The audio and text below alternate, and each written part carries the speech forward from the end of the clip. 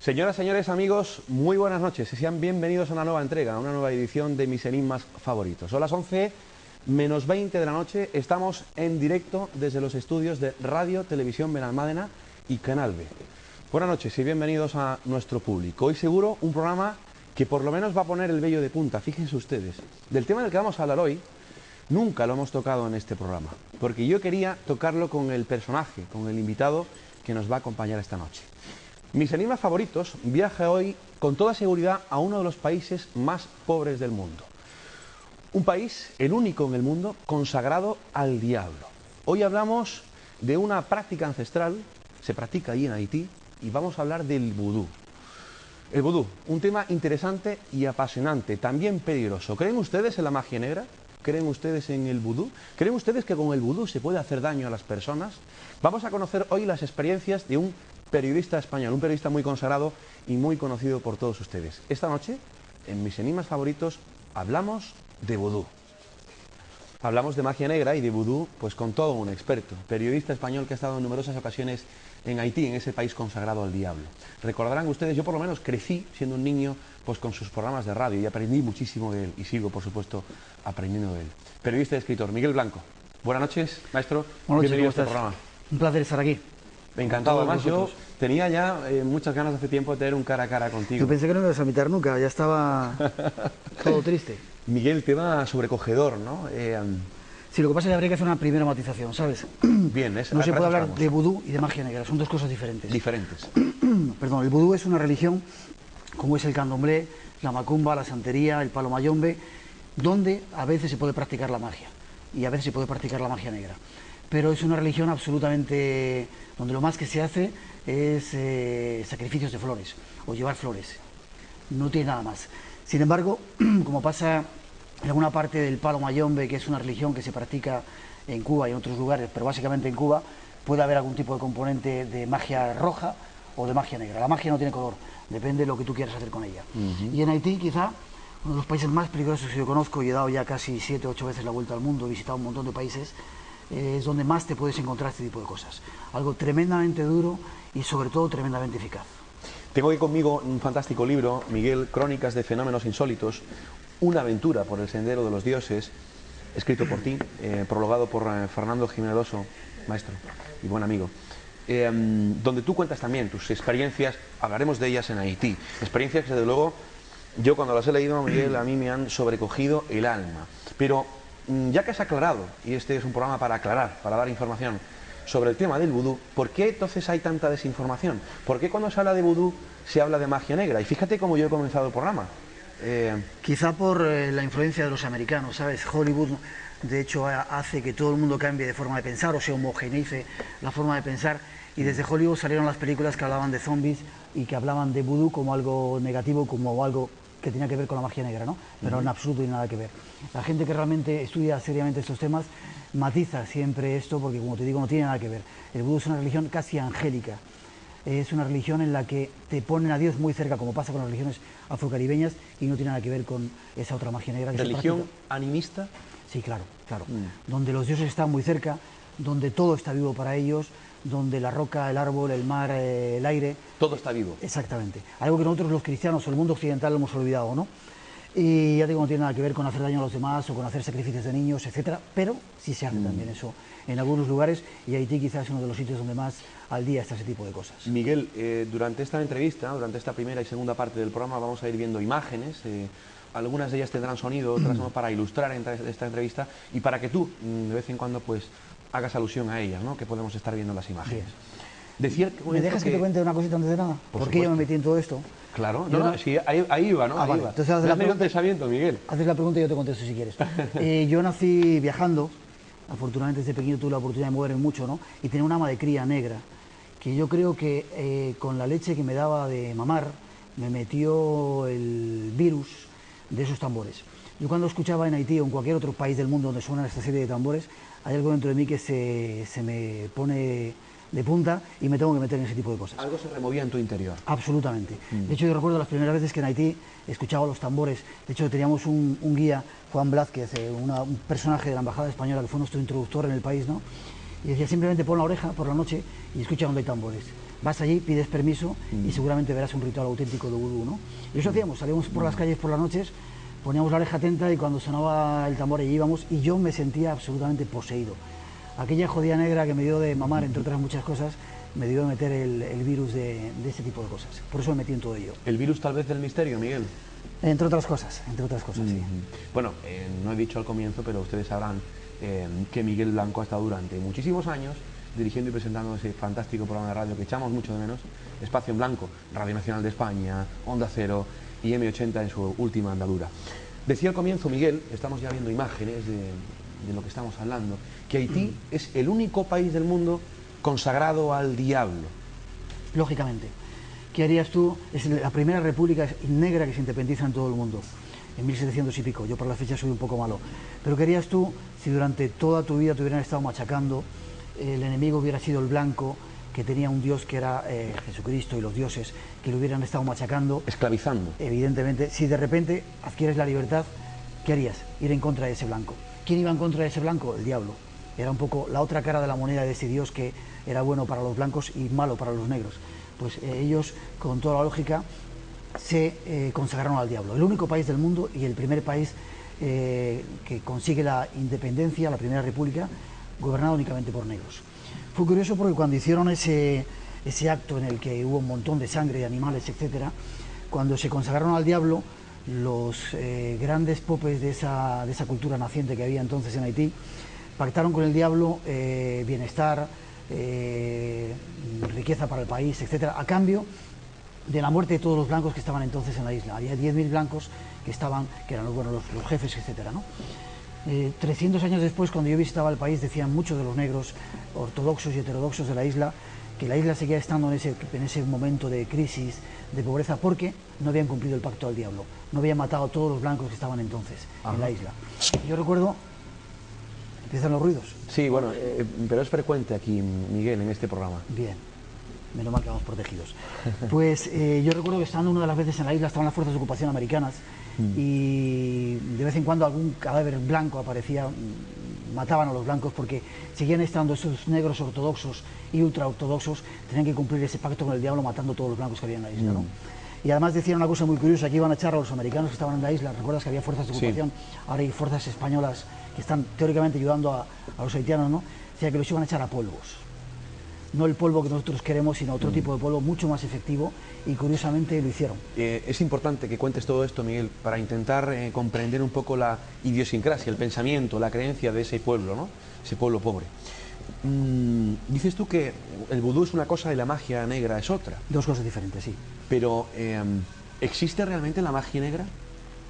Sí. ¿Y qué es la magia negra? Pues la magia negra es la voluntad de hacer daño a alguien, a través de lo cual te sirves de una serie de elementos que ya están muy definidos. Desde vello púbico, desde sangre, desde plantas, desde... cabello, uñas... un montón de cosas. Para cada cosa hay algo concreto y determinado que se utiliza, ¿no? Hay grimorios, yo recuerdo unos rituales que tuve posibilidad de asistir en Haití, donde utilizaban grimorios del siglo XV, de XVI y XVII, escritos en España, donde se dan claras fórmulas para hacer ese tipo de cosas. Entonces, para cada cosa que tú quieres hay una fórmula para tratar de conseguirla, ¿no? Y lo curioso de todo esto, ¿sabes?, es que es tremendamente efectivo. Funciona. Absolutamente. El peligro que tienen las regiones afrocaribeñas, el vudú, el candomblé, la santería, el palo mayombe, etcétera, es que es tremendamente efectivo. Yo he tenido oportunidad yo estoy iniciado en esas religiones, me inicié porque quería investigar y la única forma de poder investigar es estar metido dentro de ellos, hablar su lenguaje, conocer los secretos, porque quería llegar un poco al fondo de todo eso, ¿no? Y quizá ocurrió porque cuando hice uno de los viajes primeros que hice a Cuba, ¿no?, un personaje que ahora es mi padrino, ¿no?, me dijo un montón de cosas. Yo salí de allí de ese registro, que así es como se llama lo que hacen, y con la persona con la que iba dije, este hombre no tiene ni puñetera idea, ¿no? Pensé que no había acertado nada de lo que había dicho. Curiosamente, 6 meses después de ese viaje empezaron a suceder todas y cada una de las cosas que él me había predicho para mi vida, ¿no? Eso en Cuba. En Cuba. ¿Cuántas veces has estado, por cierto? Un montón. En Cuba como 30 o 32 veces, en Haití 7. ¿Y te dijo eso, lo que se suele llamar un babalao? Un babalao, que ahora es mi padrino, ¿no? Entonces a los 6 meses, una vez que ocurrió eso, salí corriendo para allá, le dije, quiero que me digas cómo funciona esto, quiero que me enseñes qué hay detrás de todo esto, ¿no? Entonces él me inició y ahí es donde empecé un poco mi carrera en el mundo del vudú, de la santería, etcétera, por investigar. ¿El vudú funciona también, Miguel? El vudú es una religión, como te decía. Y es una forma muy cercana de llegar a los dioses, de que los loas, que son esos santos que están ahí arriba, bajen por el palo que es el peristil que utilizan en el for, que es la iglesia, y cabalguen. Ahí hemos visto unas imágenes en las que esa muchacha negra estaba siendo cabalgada por un dios, ¿no? Miguel, es la manera en que Dios entra a través de ti y habla a través tuyo. El 80% de los haitianos practican el vudú. Mentira. El 130% de los haitianos practican el vudú. El 130. El 80% son cristianos o se dicen de cara a los demás que son cristianos o practican algún otro tipo de religión, digamos, legal, ¿no? Entre comillas. Pero el 130% lo dicen ellos. Son vuduistas, que es así como se llaman los practicantes de la religión. La magia negra por ahí también es sí, esos son otro tipo de ritos que hacen aquí al lado. Miguel, ¿la magia negra solo funciona para quien cree en ella? Desgraciadamente no. Yo daré aquí un consejo, si me permites. Sí. Cuando uno va de caza hay que ir a buscar a los animales. Yo plantearía que la gente no fuera a buscar magias, porque si vas a buscar animales seguramente en el campo los encuentras. Quiero decir que la gente no se meta en camisa de 11 varas, ¿no? Como me ha ocurrido a mí. Porque te puedes encontrar un mundo tremendamente poderoso, potente, peligroso y efectivo. Yo he podido comprobar cómo la magia funciona. A mí mi padrino y el Ungam con el que mantengo relación en Haití me han sacado, sin yo pedírselo, porque yo no quiero depender de la magia para solucionar mi vida, de ciertos apuros a través de la magia, sin ningún tipo de explicación posible. Imagínate como un individuo que está a 6.000 o 7.000 kilómetros de ti, de repente, sin saber nada, porque yo no le cuento nada, te llama y te dice: ¿qué te pasa, Miguel? Digo: mira, me está pasando esto, o tengo un juicio, o me pasa tal cosa, no te preocupes. Y de repente él, en su casa, perdido en Cuba o en Puerto Príncipe, en Haití, empieza a hacer cosas y de repente te soluciona ese problema que tú tenías aquí. Hay mucha gente que por esa necesidad, nos contaban en Haití, por ejemplo, que hay un montón de gente que va desde Estados Unidos o de otras partes del mundo a ver a esos brujos, a esos Ungam en Puerto Príncipe, y pagan fortunas, hasta $1 millón, porque le solucionan un problema. Y lo curioso es que ese problema se lo soluciona. Y en Haití, el 130% de todos los personajes políticos, todos los personajes que tienen poder económico o los artistas, pactan con el diablo para tener éxito en sus vidas. Los políticos practican el vudú. Tenemos el caso del antiguo presidente Jean-Bertrand Aristide, que teóricamente es un cristiano, un católico confeso, pero que practica el vudú. Y Papadoc, que fue ese presidente que hizo popular a toda Haití en todas las partes del mundo con sus Tonton Macoute, la policía secreta que tenía un gran templo buduista, y decían que se comía el hígado y el cerebro de sus enemigos para captar su poder. Alguna práctica bastante concreta en un tipo determinado de magia negra. En definitiva, Miguel, estamos hablando de religiones afrocubanas, afrocaribeñas. Has mencionado, has hablado de Cuba, has hablado de santería. ¿Qué diferencias hay entre santería y vudú? Pues la verdad es que no hay demasiadas. Depende del grupo de esclavos que llevó su religión a la parte del mundo donde fueron. ¿Hablas de los yorubas? Sí, los de Cuba eran gente que estaba, una tribu, una etnia que se llama Yoruba, con bastante fuerza en el centro de África, Benin, Togo, esa zona de por ahí, ¿no? Los que fueron a Haití era otro grupo de esclavos que venía también de una parte concreta de África, Togo y Dahomey. Era un grupo de gente que tenían pactos con el señor del cementerio, que practicaban una magia, una religión muy dura, y que llevaron de una forma bastante primigenia y bastante pura hasta Haití. Hay que recordar que la santería y el vudú es una religión 1000 años al menos más antigua que el cristianismo. Es decir, una religión de las más antiguas que hay en el planeta, donde todavía se conservan bastante intactos sus raíces. Y esos negros lo llevaron allí, lo preservaron a pesar del sincretismo que hicieron con la religión católica, y ha seguido sus raíces hasta nuestros días, con las fórmulas casi intactas de lo que trajeron de África. Veremos también, por cierto, fotografías que hacen alusión a esto del vudú. Por cierto, hablando de Cuba, hablando de santería, se sabe que popularmente que Fidel Castro ha coqueteado, ¿no?, con la santería. No ha coqueteado. Yo tuve la oportunidad de conocer, no te puedo contar mucho de esto porque es secreto, pero un personaje que era íntimo amigo del comandante y del otro comandante, del Che Guevara. Fue el personaje que compró las armas para la Revolución Cubana, y era un tipo que fue ministro de Industria en diversas épocas de Cuba, ¿no? Un tipo muy racional, ¿no? De repente un día estábamos pescando juntos en el Caribe y me dice: este huevón no dijo el nombre, pero estaba refiriendo a un libro de Benítez. Dije, ¿cómo? Un tipo como tú leyendo cosas de estas. Y entonces empecé a sonsacarle y me dijo que Fidel Castro tenía el mayor caldero. Caldero es, digamos, el instrumento a través del cual se hace magia en el palo mayombe, que es una de las partes de la región afrocaribeña. Pero no lo tenía en Cuba. Lo tenía en un país africano donde él de vez en cuando iba para hacer ese tipo de rituales y donde sacrificaba bueyes, gran cantidad de bueyes y gran cantidad de cosas. Me decía, es la única forma en la que yo me puedo explicar que Fidel Castro se haya salvado de 62 atentados, que de repente un día en Sierra Maestra, y él estaba allí, empezaron a tirar tiros de uno de otro y el tipo salió allí enfrente, en medio de toda aquella confrontación que había y ninguna bala le diera, ¿no? Decía, los santos están con él.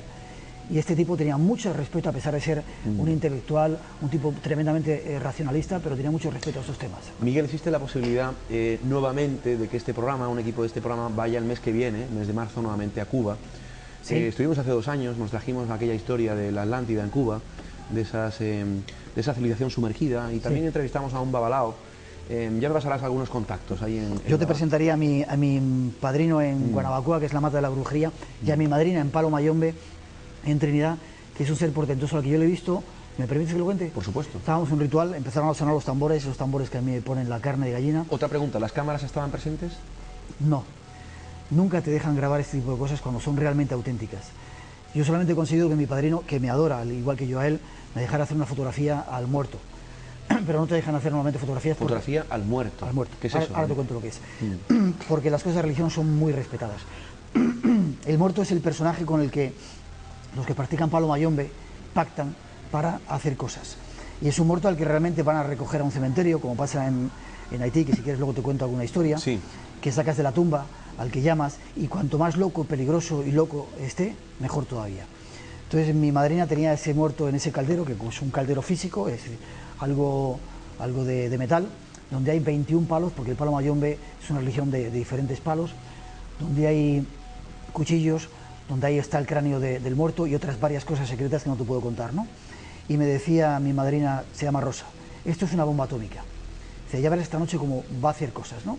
Empezó el ritual, empezaron a sonar los tambores, a moverse, a cabalgar los loas y los orisas, que es como se llaman en Cuba. Orishas. Y de repente aquel caldero, que debía pesar como 70 kilos, empezó a dar vueltas sin que nadie lo moviera en el suelo. Y al cabo de un momento empezó a levantarse y como a 60 centímetros del suelo se paró delante de nosotros y empezó a dar vueltas sin que nadie lo tocara. Eso lo viste tú con tus Eso lo vi yo, ojos. y lo vieron otros 3 o 4 blancos que estaban allí y los 40 integrantes del grupo de palo que había allí, ¿no? ¿Qué estaba pasando, Miguel? El caldero que se estaba manifestando. En aquel momento Rosa la Palera se puso a gritar como una desesperada, igual que todas las sacerdotisas que habían allí, porque aquel muerto estaba dando una prueba de su poder. Yo no sé cómo se hizo aquello, no sé si había truco, supongo que no, pero yo he visto cosas que van en contra del raciocinio, de la mente, que no tienen explicación, salvo que realmente esa magia funcione. Al cabo del rato aquel instrumento se puso al suelo, dio un gran golpe y se paró.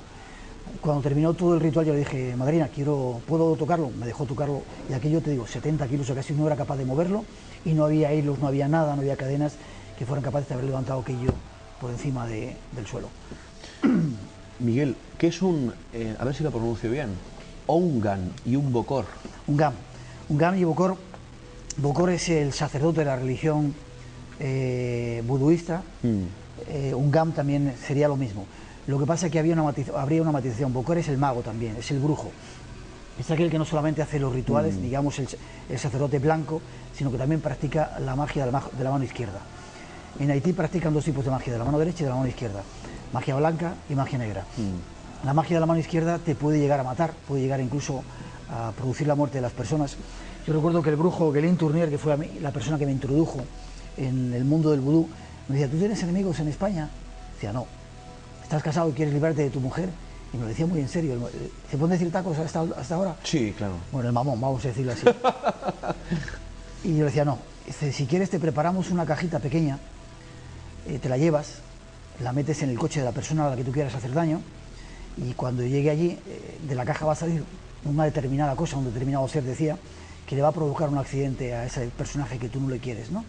Ese personaje va a morir, y cuando lleguen los que van a investigar, no van a encontrar nada. La magia es la magia y no van a encontrar nada. Y nunca van a poder decir que tú has querido hacer daño a ese individuo. Yo me consta que este personaje ha hecho que varias personas desaparecieran de la faz de la Tierra a través de esa magia. La magia puede llegar a matar. Miguel, nos quedan 3 minutos para concluir esta primera parte, pero vamos a hablar de un capítulo peligroso, un capítulo desagradable, un capítulo que mucha gente cuando ha escuchado hablar del vudú, de la magia negra, sobre todo por esa mala prensa, por esa desinformación, por las películas que Hollywood ha realizado, sacrificios humanos. Es un capítulo delicado este. ¿Existen sacrificios humanos en Haití, en la práctica del vudú? En el último viaje que yo hice a Haití me dijeron que ya no estaban prohibidos porque el nuevo presidente, Jean-Bertrand Aristide, como te digo, es cristiano y había prohibido ese tipo de cosas. Yo lo dudo, pero hasta ese, te estoy hablando de hace 10 años, hasta ese tiempo casi todas las personas, políticos, comerciantes y sobre todo mucha gente haitiana que vive en Estados Unidos, iban a la isla para pactar con el diablo, no hacían vudú, hacían magia negra y ofrecían un sacrificio de un niño. Muchos padres con los que yo tuve la oportunidad de hablar en las aldeas perdidas por Haití me decían que en Navidad, en Semana Santa, perdón, y en algunas otras fechas que tenían que ver con la religión católica, los niños desaparecían de los poblados y ellos no los buscaban porque sabían que iban a terminar en un ritual de invocación al diablo muertos. Tengo un dato aquí sacado precisamente de tu libro, Miguel.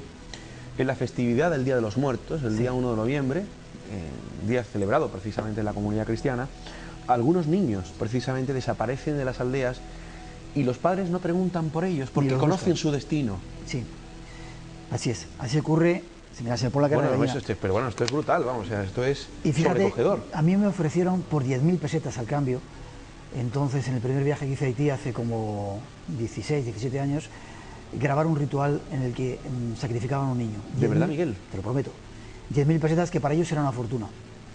Evidentemente nos negamos a ello porque nunca querríamos entrar en ese tipo de juego, pero era una práctica habitual que por muy poco dinero tú pudieras comprar incluso al padre. Le podías comprar al niño o si no lo raptabas directamente, había una serie de mafias en las que podía ocurrir esto y lo podían sacrificar. Pero esto no ocurre en Haití, ocurre en España. Ocurre en la costa del Mediterráneo, en Alicante. Estuvimos siguiendo la pista a un personaje que vendía niños por 3, 4 millones y acababan en sacrificios de magia negra en nuestro propio país. Miguel, concluimos aquí esta primera parte del programa. 5 minutos de información comercial, pero regresamos en un instante aquí en Mis Animas Favoritos. Hasta ahora mismo. 11:06 de la noche. Seguimos en directo en este su programa, Mis Animas Favoritos. Hoy hablamos de vudú y también magia negra. Tengo aquí conmigo un fantástico libro de aquella colección que dirigió el maestro Fernando Jiménez del Oso, La Puerta del Misterio. Un libro que se titula Crónicas de Fenómenos Insólitos, una aventura por el Sendero de los Dioses, escrito por el periodista y escritor Miguel Blanco, quien nos acompaña hoy en esta primera ocasión, su primera visita al programa Mis Enigmas Favoritos, para hablarnos de este apasionante asunto, donde él es un experto y donde él ha viajado muchas veces a ese país, el único país consagrado al diablo. Miguel, ¿has pasado miedo en alguna ocasión? Mucho. Y eso que a mí el miedo es la sensación que más me gusta sentir. Imagínate cómo soy de raro. Pero recuerdo varias veces en Haití. De hecho, cada vez que me planteaba hacer un viaje a Haití, yo tenía pesadillas. Y mi madre me decía, pero hijo, no vayas, pero ya sabes cómo son los padres, ¿no? Y lo pasaba muy mal hasta que me enfrentaba con eso y llegaba allí, ¿no? Pero Haití es un país absolutamente demoledor, tremendo y terrorífico. Tiene muchas cosas bonitas, o sea, no hay que poner solamente la parte negativa, ¿no? Pero es muy duro, muy duro, muy duro. Miguel, te invito, y le invito también a nuestro público de telespectadores a que vean la secuencia de una película que tú conoces muy bien. En el año 1987 salieron 2 fantásticas películas que hacían referencia, que, bueno, iban sobre el tema del vudú y la magia negra. Una de ellas, Los Creyentes, protagonizada. Los Creyentes, año 1987. Buena película, ¿eh, Miguel? Muy buena película. ¿Que nos habla de esa realidad? Refleja bastante el mundo de la santería. ¿Has visto cómo él hace la diferenciación entre santería y magia? No tiene nada que ver la santería con la magia, pero hay gente que metida en ese mundo hace ese tipo de cosas, sí. Entremos ahora, si te parece, Miguel, en el capítulo de que Hollywood ha seguido recurriendo a sus películas, los zombies. ¿Existen realmente los zombies? Claro. ¿Qué son los zombies? Muertos vivientes, según la tradición del cine americano, y para los haitianos es capturar el alma de una persona. Este mismo personaje que te digo me decía también que si tenía enemigos podía convertirlo en un zombie. Se descubrió una película que se llamaba La serpiente y el arco iris, muy buena, de un trabajo que hizo un etnobotánico, White Davis, americano, estuvo durante un tiempo en Haití, para descubrir el secreto del polvo zombie. después de muchas investigaciones, llegó a la conclusión de que uno de los ingredientes más poderosos que tenía ese polvo zombie, que yo lo he visto, lo he tenido en las manos también, que se fabrica con polvo de muerto, con un montón de cosas, es la tetraodontoxina.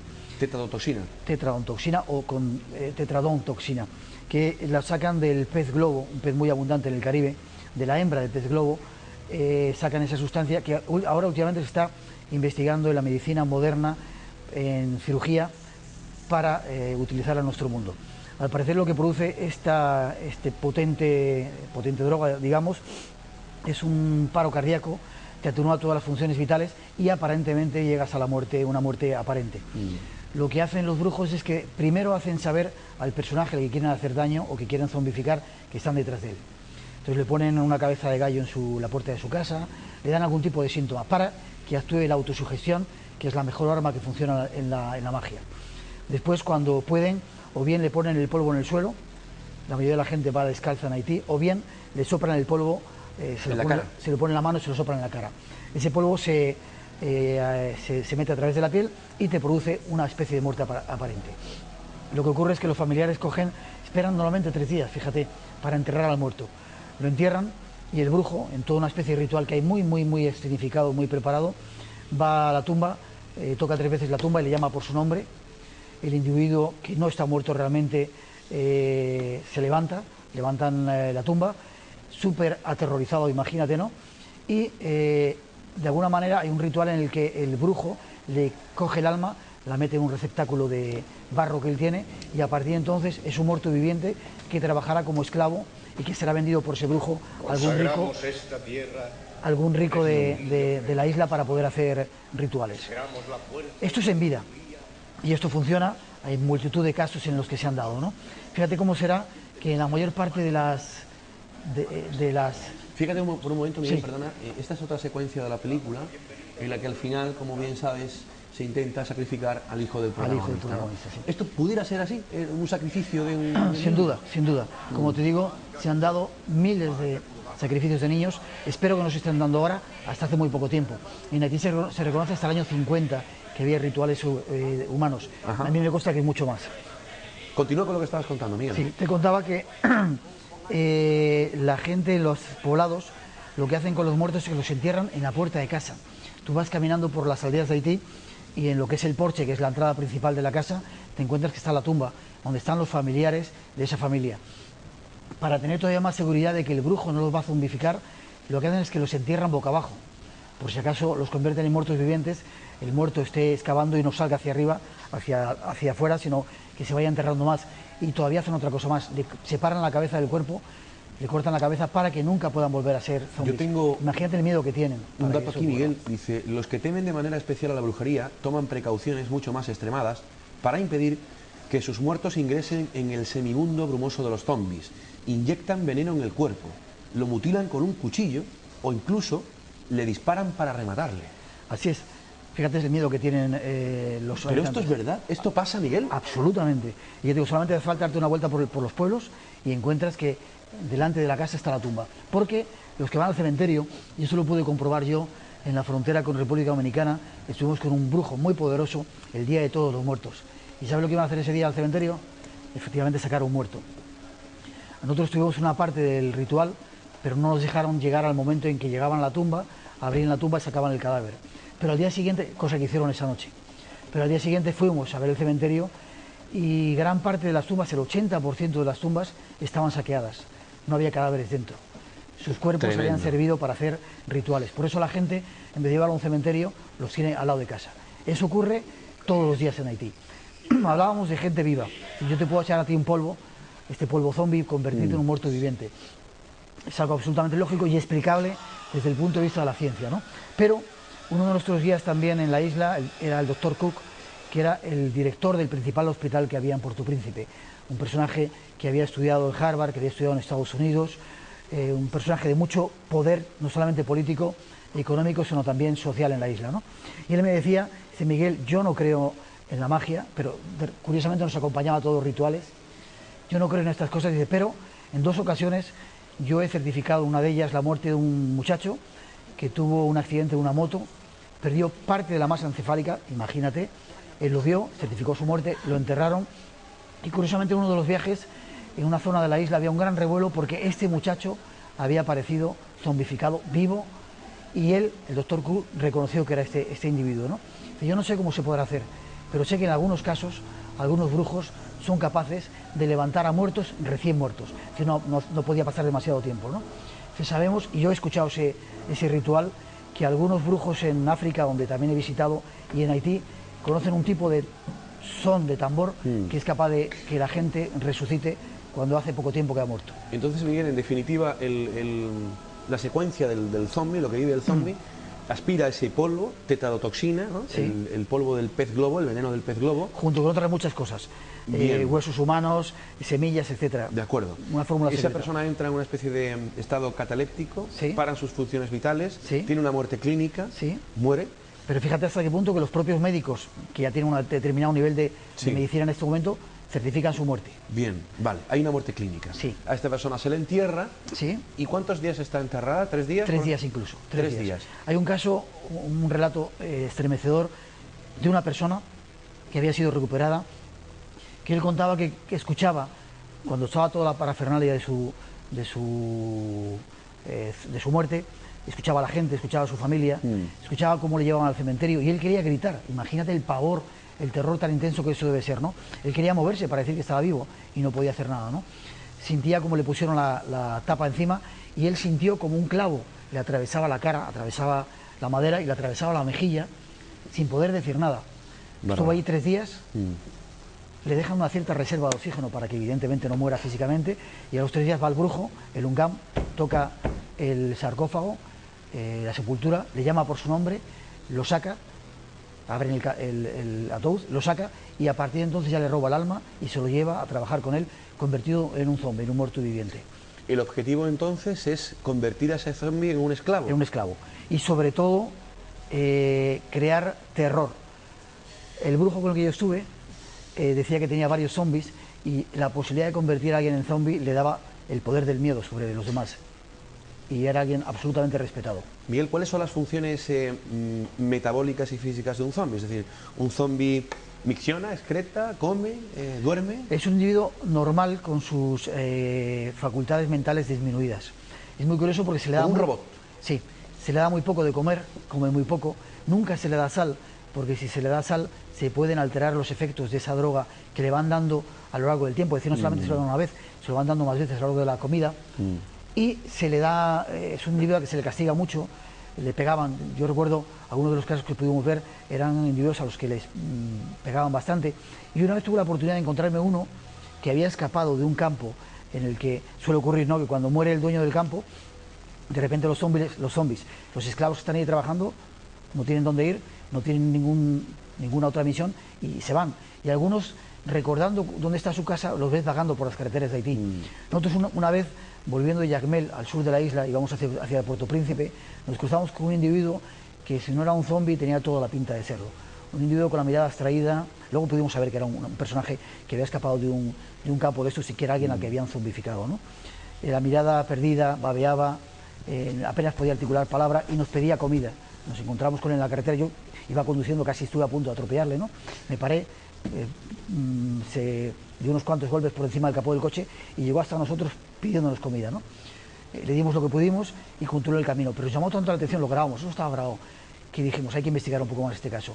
Y pudimos comprobar que aquel individuo era un zombie, alguien que había sido, como te digo, zombificado, que había escapado del campo donde trabajaba. El zombie pierde totalmente su identidad.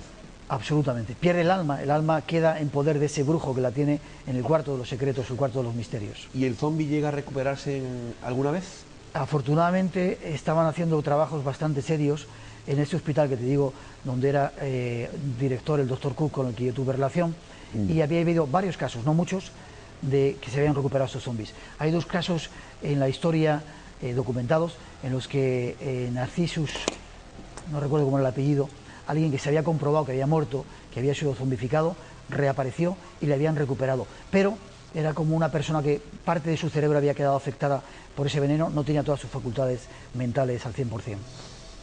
Narcissus Clavius. ¿Cómo? Narcissus Clavius se llamaba este personaje. He recordado el apellido ahora.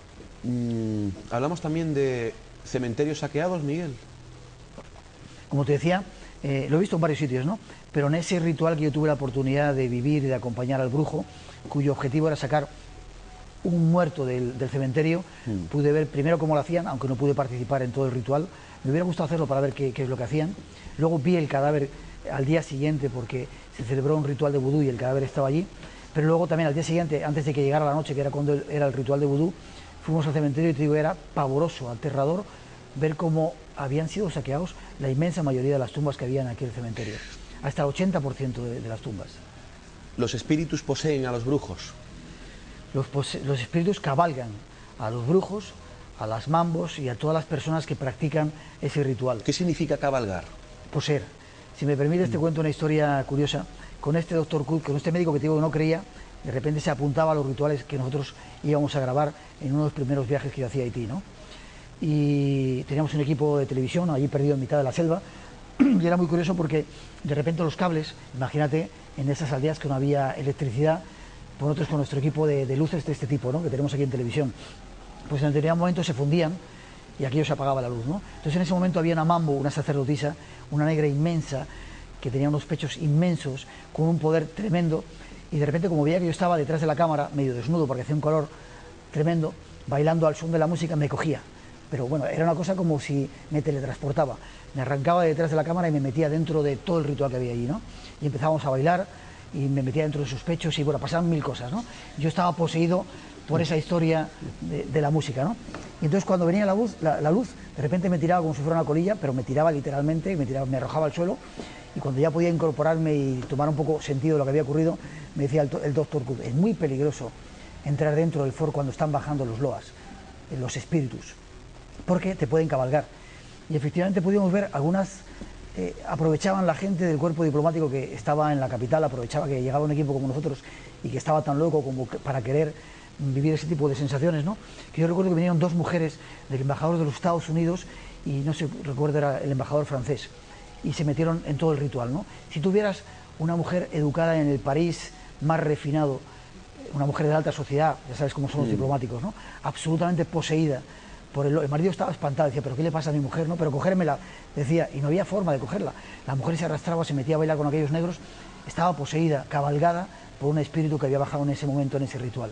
Pueden poseer también a los blancos, no solamente a los negros, y pueden poseer a cualquier persona que esté allí. Miguel, tú has hablado antes de la sugestión, es muy importante.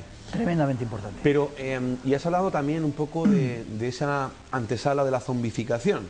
Al futuro zombie se le avisa con una señal, con un símbolo, con algún tipo de objeto. Sí. Pero imaginemos por un momento que ese futuro zombie, primero, no es de color, segundo, no vive en Haití y tercero, no cree en esto. ¿Funciona igualmente? Funciona igualmente, por una característica, por el polvo. Hay una potente, en este caso, hay una potente droga que tiene unos efectos medidos que se están estudiando y que se quieren aprovechar ahora mismo en la medicina moderna. Y seguramente a mí me estuvieron a punto de echar un polvo junto con Manuel Carballal. Fíjate cómo suena eso, ¿no, Miguel?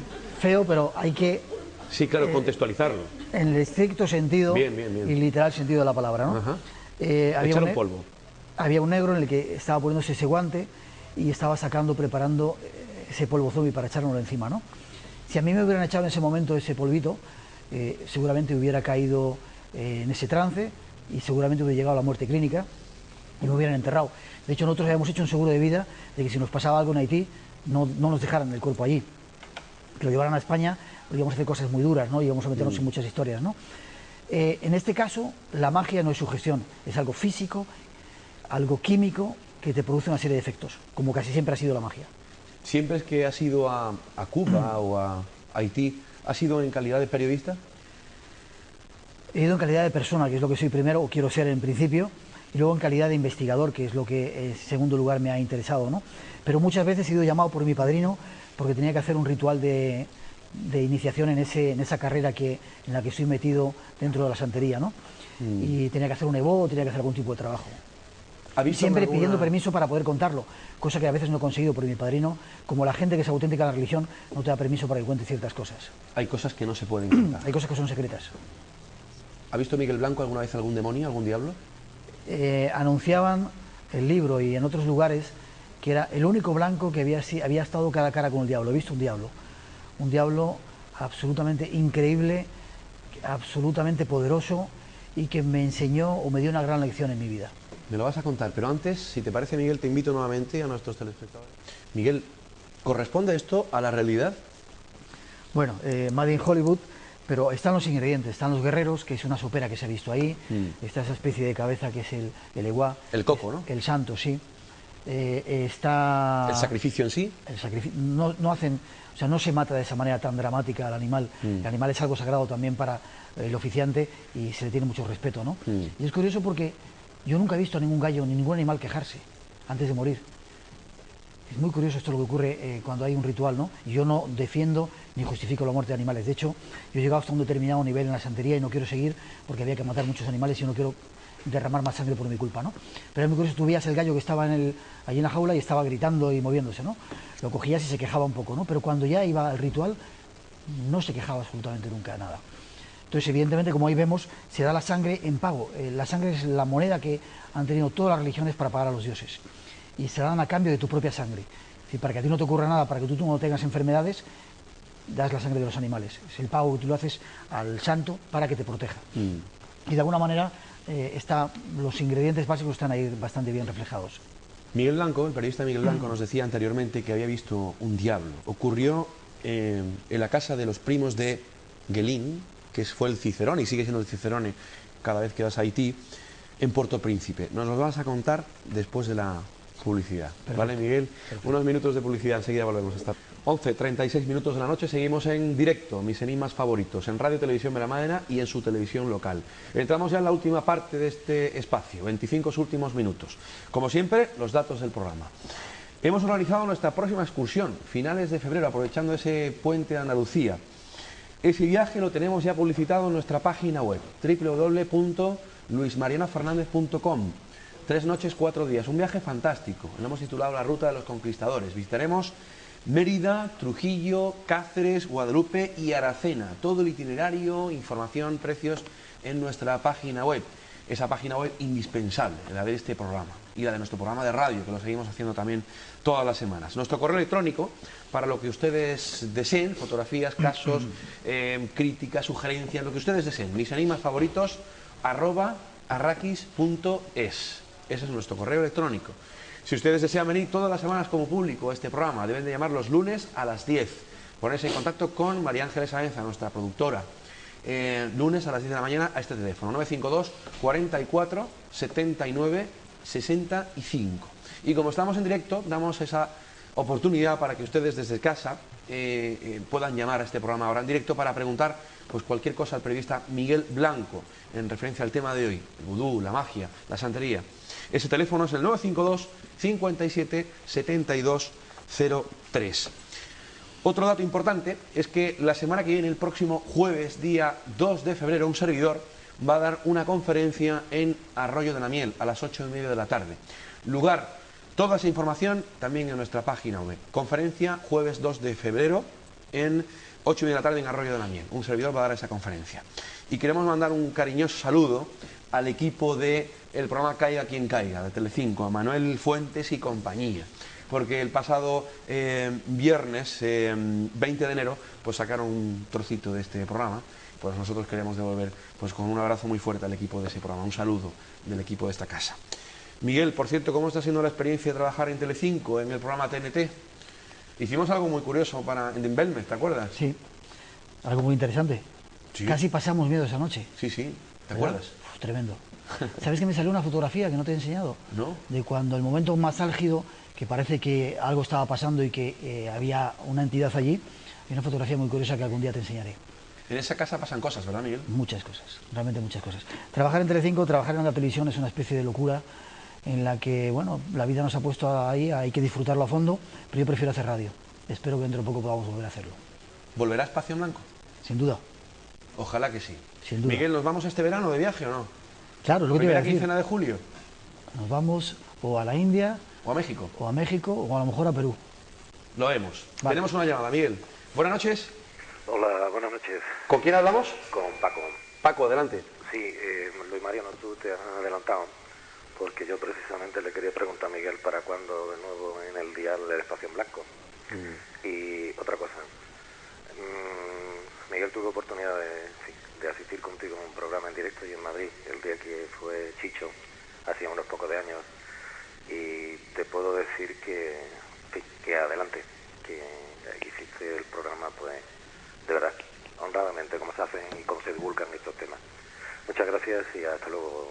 Gracias, Paco, buenas noches. Claro, son uno de los tantos y tantos seguidores que tienes, Miguel. Yo, sabes, me da mucha vergüenza esto, pero una de las cosas más bonitas que me han dicho en mi vida, me la dijeron el otro día, ¿sabes? Estuvimos haciendo una investigación para TNT en Córdoba, ahí hay un personaje que era nuestro contacto, y me decía, pero Chillo, Quillo, como habléis aquí, ¿no? Si tú para mí es como los Rolling Stones, como los Beatles, estar contigo, y eso fue algo que me llenó mucho de orgullo, ¿no? Aunque yo soy un tipo muy tímido, pero me doy cuenta que lo que hemos estado sembrando durante tantos años está ahí, ¿no? Y yo agradezco ese cariño a la gente, le agradezco mucho. Nuestros teléfonos siguen sonando, lo recordamos, 952 57 72 03. Recibimos una consulta del público. ¿Alguien tiene el micrófono? Paco, ¿quieres hacer alguna pregunta? Sí. Buenas noches. Hola, buenas noches. Quería preguntar qué papel juega en todo esto el alcohol y la droga. Ajá, buena pregunta también. En algunos casos se utiliza. ¿El ron? El ron. Yo, por ejemplo, he estado en rituales de vudú donde el oficiante se ha metido 3 botellas de ron de una tacada. Tenía una cogorza impresionante. ¿Tres botellas? 3. Una cogorza impresionante cuando estaba en el ritual, termina el ritual y el tipo no tenía nada encima. O sea, estaba absolutamente normal. He visto, en un ritual, eso fue en Cuba, estaban preparando una especie de masa, de pasta, hirviendo. Perdóname, Paco, perdóname, Miguel, Sí. porque Paco nos hace una pregunta, pero creo que no se ha oído. Porque Perdón. Paco preguntaba, nuestro querido amigo preguntaba qué pintaba el alcohol y las drogas en este tipo de rituales y ceremonias. Y le contesto diciendo que se utiliza en muchos casos, pero no todas las cosas que ocurren, los efectos que produce el ritual, se deben a la droga o se deben al alcohol. Hay algo, yo creo, siento, fíjate que es algo mucho más profundo, que hay una especie de fuerza sobrenatural que hace que ocurran cosas ahí. Y te doy un claro ejemplo. Un ritual en Cuba, una masa hirviendo que era una especie de polenta, una especie de harina, Sí. hirviendo, imagínate. De repente le entra el santo a uno de los medium que estaba allí y empezó a hacer cosas por allí. Y yo le vi meter la mano dentro de aquella polenta, de aquella cazuela hirviendo y metérsela a la boca absolutamente hirviendo. Eso físicamente es absolutamente imposible. Si lo haces fuera de ese contexto religioso, se hubiera quedado seguramente sin piel, sin carne y hubiera quedado la mano absolutamente pelada. Tenía mucho cuidado en no ofrecerlo a los demás. Sin embargo, cuando cogía una tarta o otra serie de cosas, sí la ofrecía y se la daba a los demás, pero aquello no lo ofrecía. Hay fenómenos físicos que ocurren en este tipo de cosas que no tienen una explicación científica, ni normal, ni lógica, ni natural. Tenemos otra amiga del público, Paqui. Buenas noches, bienvenida al programa. Estupendo que estés mejor, que estés aquí con nosotros. Adelante con tu pregunta. Yo quería preguntar sobre la magia blanca y la magia negra. Y otra pregunta sobre las maldiciones, que no es lo que se está hablando, pero sí puedes contestar. Muy bien, Paquita. ¿Tienen efecto las maldiciones? Vamos, yo creo que sí, pero a ver si nos puedes decir algo. Perfecto. Muy bien. Empezamos por lo segundo, si queréis, la maldición. Venga. Cualquier pensamiento es una energía que tú lanzas. Una maldición va cargada de emoción, que es una energía todavía más condensada, ¿no? Alguien decía que hay que tener cuidado con lo que piensas, porque puede que se haga realidad, tanto bueno como malo. Desear algo malo a los demás es una energía que tú lanzas hacia afuera, hacia esa persona en concreto, ¿no? Pero hay que tener cuidado porque hay una regla básica en magia, y es que nosotros, cuando hacemos algún tipo de ritual, te pongo un ejemplo mío concreto, cuando pedimos algo, decimos si es de justicia. La magia lo que puede hacer es acelerar los acontecimientos que te esperan en tu vida. Pero para curarnos en salud, decimos si es de justicia. Porque si no, puede ocurrir que yo te desee a ti una cosa mala, porque has sido un mamón conmigo, porque me has hecho mucho daño, y eso malo que yo te deseo a ti venga contra mí. Efecto boomerang. Siempre. Y además, en doble o triple intensidad. Amplificado. Entonces hay que andar con mucho cuidado en cuanto a las maldiciones. Hay que tener cuidado con lo que se piensa, porque seguramente redunde en tu beneficio o en tu perjuicio. Pero eso también puede ocurrir para el bien, es Evidentemente. decir, bien, de acuerdo. Cuanto más cosas buenas dices a los demás, más cosas buenas pueden venirte para ti. Exacto. Y respecto a la magia blanca o magia negra, la gente que practica la magia no hace distinciones entre magia blanca o magia negra. Simplemente es magia, depende de la intención. Si tu intención es hacer bien a los demás, será magia blanca. Si tu intención es hacer mal a los demás, puedes ponerle el sobrenombre de magia negra, que tiene una serie de condicionamientos o de cosas que se utilizan, como te decía antes, la sangre, pelo, algo que esté en íntimo contacto con la persona a la que quieres hacer daño o con la cual quieres jugar. Pero siempre con cuidado, porque siempre cualquier cosa que hagas se te devuelve, intensificada. 952 57 7203, ese es nuestro teléfono.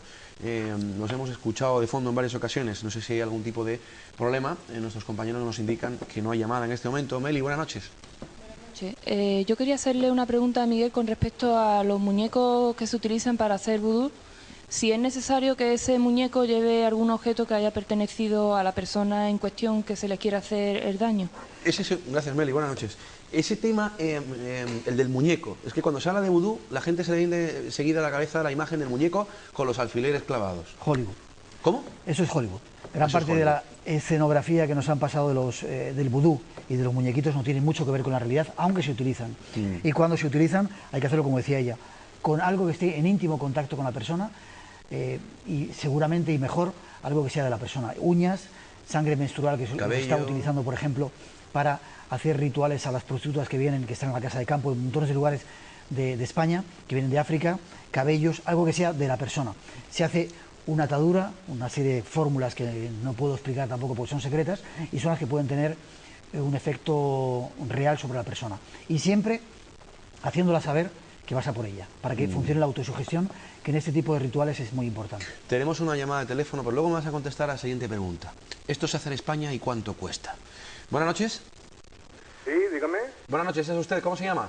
Perdón, es que le oigo muy mal. ¿Cómo se llama? Buenas noches. Yo me llamo Juan Pablo. Juan Pablo, adelante. Mire, buenas noches ante todo. Mire, yo hace muchísimo tiempo, ahora cuestión de 10 años, conocí a una persona que, este chico era cubano, ¿no? Y entonces este chico, que se hizo muy amigo mío porque yo le hice un gran favor, me enseñó muchísimas cosas. A mí esta persona me enseñó a leer el tarot, me enseñó a leer las manos, me enseñó a fabricar solo un tipo de amuleto, y me enseñó también a hacer muñecos vudú. Yo lo escuché, yo lo aprendí, por lo menos según lo que él me contó. Le estoy hablando de ahora por lo menos 10 años como mínimo, ¿eh? Y yo nunca he usado eso, pero hará 4 o 5 años yo me decidí a hacer un muñeco vudú. Y reuní, pues me costó muchísimo tiempo, reuní las piezas, reuní cabellos, reuní ropajes, reuní líquidos corporales, me costó muchísimo tiempo conseguir todo eso. Yo me acuerdo que me dijo esta persona en su día que tenía que ser depositando, bueno, me voy a saltar esa parte. Bueno, el caso es que tenía que creer la persona, o necesariamente tenía que estar sugestionada la persona. Y otra pregunta, porque esta persona no estaba sugestionada obviamente, y otra pregunta que me gustaría hacerle al señor invitado es, yo recuerdo, y no sé si sería casualidad, que tuve muchísima... Yo recibí algo de daño, creo, a raíz de esa experiencia y por eso no la he vuelto más a repetir. ¿Es esto posible, que revierta algo de daño en la persona del ejecutor? Juan Pablo. Muchas gracias. Muchísimas gracias. Buenas noches. Pues hemos contestado, el muñeco vudú no es un muñeco vudú, es un muñeco para hacer magia negra, necesita ciertos aditamentos de la persona y siempre, siempre, siempre revierte en contra de la persona que lo hace. ¿Se hace en España eso? Sí. Todo este flujo que hemos tenido de inmigración de todo tipo, africana, sudamericana, ha habido una oleada, ¿no? Increíble, ha traído también algunas de las prácticas, yo diría, más degradantes de la religión. Y lo que se está haciendo es aprovecharse de la gente.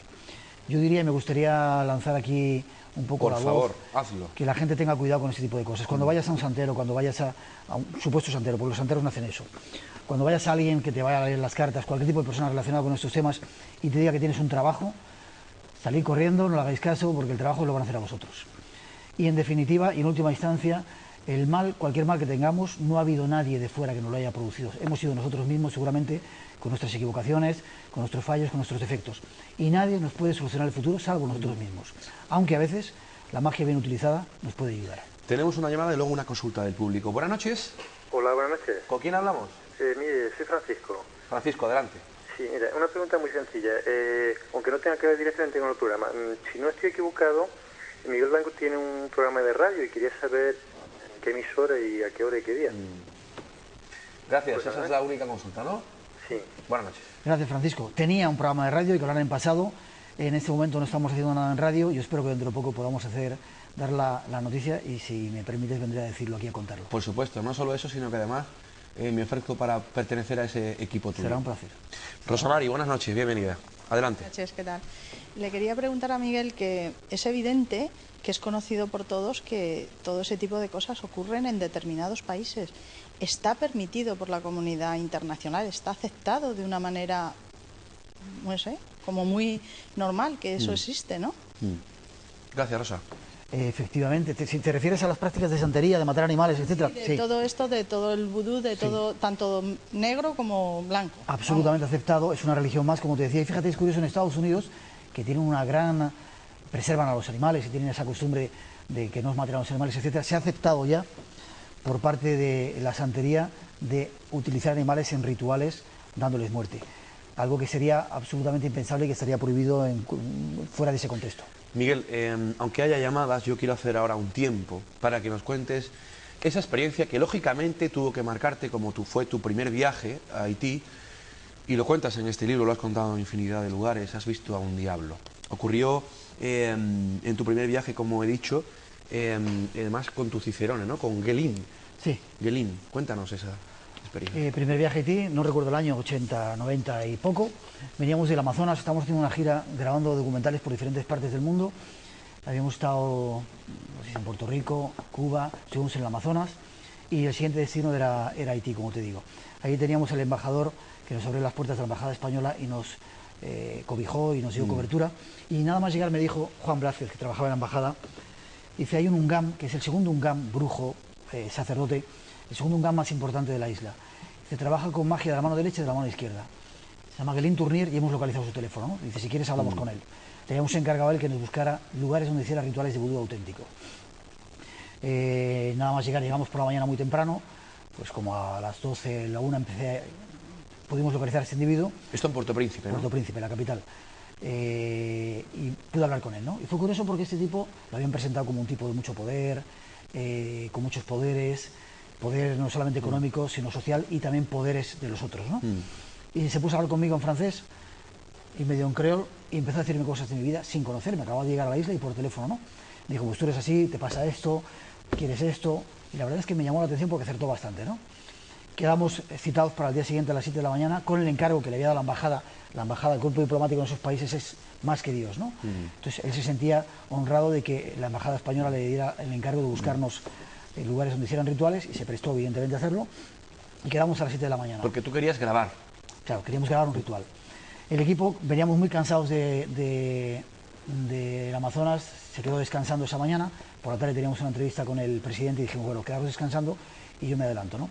Doy el dato porque iba yo solo en este caso, ¿no? Aunque tenía un equipo de televisión detrás.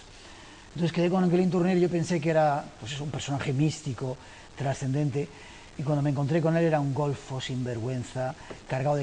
el típico imagen de sudaca que tenemos, pero despectivo, ¿no? Sinvergüenza, golfo, mujeriego, todo lo que pudieras decirle, o sea, la antítesis de la imagen de un sacerdote. Nos sentamos en el coche y de repente mientras íbamos conduciendo me miraba muy fijamente y me decía, Miguel, ¿quieres conocer un diablo?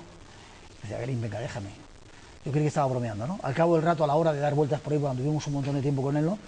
Me miraba y me decía, ¿quieres que te presente a mi diabla de 3 pechos, que mide 2 metros y pico? Decía, Guelín, tú eres un cachondo mental, déjame en paz, ¿no? No me creía nada de lo que contaba, ¿no? Pero fue curioso porque después de visitar muchos lugares donde no hacían rituales, en un momento determinado él me hizo comprar varias botellas de ron, me hizo comprar varias velas y me dijo, ya me convenció, me dijo, vamos a ver a mi primo y ahí vas a ver al diablo, ¿no? Como ya estábamos cerca, yo accedí y dije, bueno, aunque estaba muy cansado, dije, vale, vamos.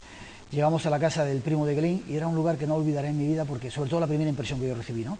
Había una especie de antesala y ahí había varios sitios para esperar, como si fuera la consulta de un médico, ¿no? Recuerdo que se abrió la puerta y salió una pareja de gente de color. Yo me quedé mirando a la mujer y estaba absolutamente transformada, como si hubiera visto algo realmente muy fuerte, ¿no?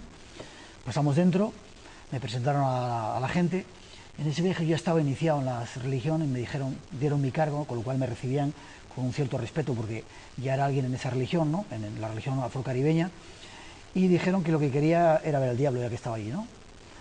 Me sentaron, antes de eso me dejaron, yo pedí permiso para ver si podía revisar lo que había allí, ¿no? Me dijeron, puedes hacer lo que quieras mientras ellos hablaban. Y en el medio de toda aquella habitación había una especie de caja, yo siempre la llamo la caja de zapatos, como de 1,50 m de altura, 1,60 m, otro 1,50 m de ancho y como 2 metros de largo, ¿no? Toda tapada con una especie de tela, no recuerdo si era roja o negra, oscura, ¿no? Yo levanté aquella tela y me dejaron entrar dentro. ¿Y qué había dentro?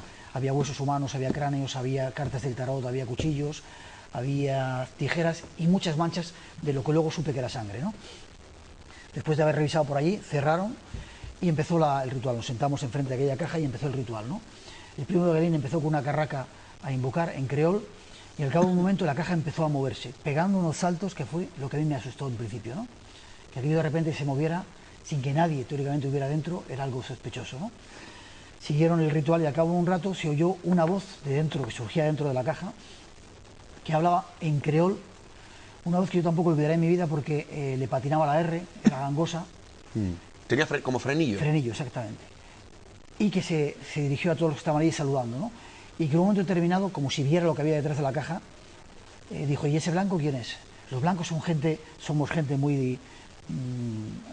te insultan despectivamente por la calle diciéndote blanco, ¿no? Entonces debía resultarle extraño a aquel ser que hubiera un blanco allí metido, ¿no? ¿Y el ser te habló? Hablaba en creol, a mí al principio me ignoraba, ¿no? Pero en un momento determinado sí, me habló y me habló en perfecto castellano. Me dijo, ¿qué vienes? ¿A qué vienes aquí? ¿Qué quieres? Y yo le dije lo que quería, le dije, he venido a verte, me gustaría conocerte. Y entonces seguía hablando con el resto de la gente, ignorándome. En un momento determinado había 2 voces o 3 dentro de la caja y aquello se ponía muy violento, ¿no? Entonces Galín me decía, hay 2 diablos dentro, se están peleando, ¿no? Y el primo de Galín con un cuchillo clavaba el cuchillo en la caja y se paraba todo aquello, ¿no? Y siempre seguía la voz principal, esa voz gangosa con frenillo, ¿no? En un momento determinado, después, por hacerte corta la historia, ¿no? Me dijo, voy a hablar contigo, ¿no? Empezó como si se olvidara del resto de la gente que estaba allí. En castellano. Perfecto. Y me dijo cosas de mi vida que yo me quedé absolutamente asombrado, de mi pasado, que evidentemente nadie conocía allí porque acababa de llegar, que solamente conocía yo, muy íntimas.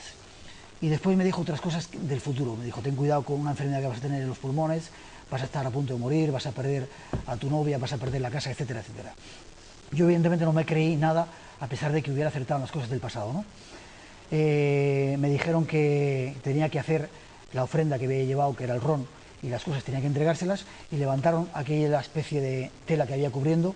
Me dijeron que tuviera cuidado porque era un diablo muy violento, que cuando sintiera que cogía la botella por la parte de arriba, lo soltara muy rápido, porque si no podía arrancarme la mano, me decían, imagínate.